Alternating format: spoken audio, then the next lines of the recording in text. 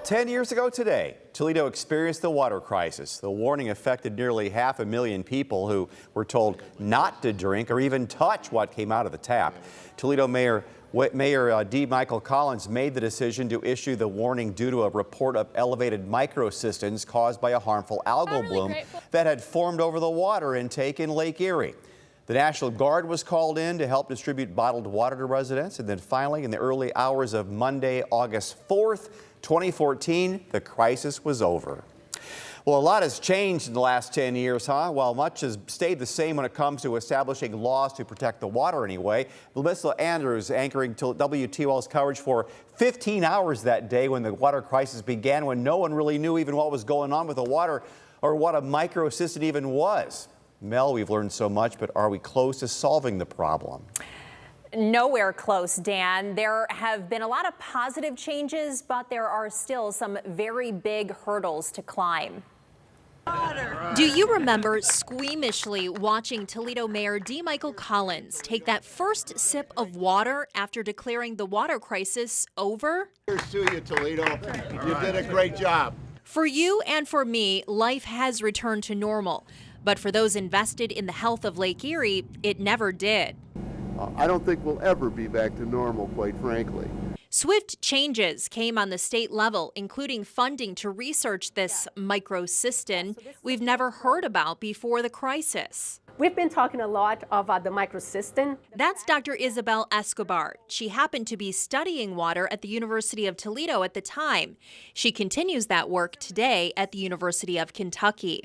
If you had a crystal ball 10 years ago and you could predict where we would be today with solving this problem, would it have been similar to what has actually been done?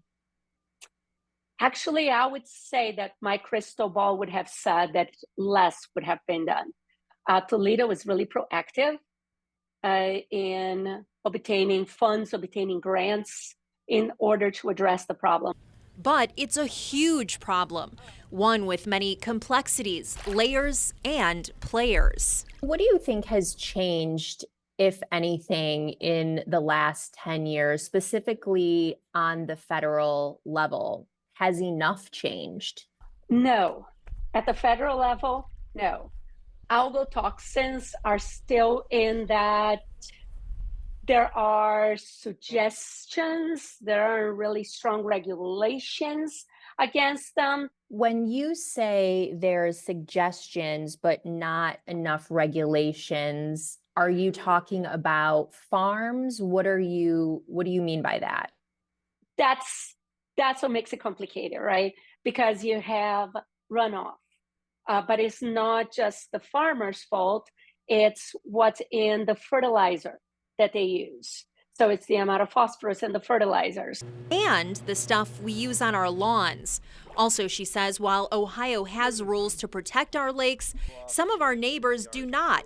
So federal regulations are needed on this issue too. When it comes to the water, to the rivers that lead up to Lake Erie, you have a multitude of other states that are involved. And a multitude of states, government agencies, and good old-fashioned politics that all have something to say.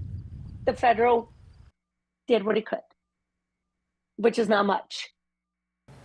So this is interesting. I also asked Dr. Escobar to grade the city of Toledo, the state, and the federal government on the water crisis 10 years later.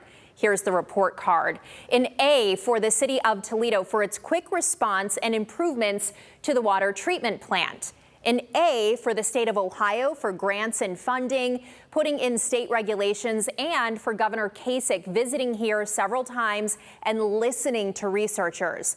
For the federal government, a bit of a lower grade, a B-. That's because they've given some funding, but the politicking and lack of federal regulations continues 10 years later.